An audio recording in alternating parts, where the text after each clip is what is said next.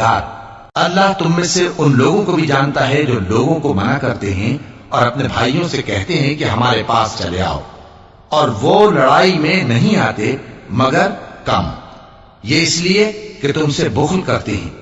پھر جب ڈر کا وقت آئے تو تم ان کو دیکھو کہ تمہاری طرف دیکھ رہے ہیں، اور ان کی آنکھیں اسی طرح پھر رہی ہیں جیسے کسی کو موت سے غشی آ رہی ہو۔ پھر جب خوف جاتا رہے تو تیز تیز زبانوں کے ساتھ تمہارے بارے میں باتیں کریں اور مال میں بخل کریں۔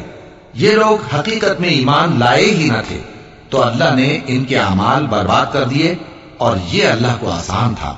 یہ لوگ خوف کے سبب خیال کرتے ہیں کہ فوجیں نہیں گئیں، اور اگر لشکر آ جائیں تو تمنا کریں کہ کاش خانہ بدوشوں میں جا رہے ہیں،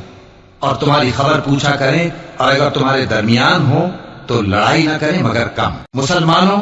تم کو اللہ کے رسول کی پیروی کرنی بہتر ہے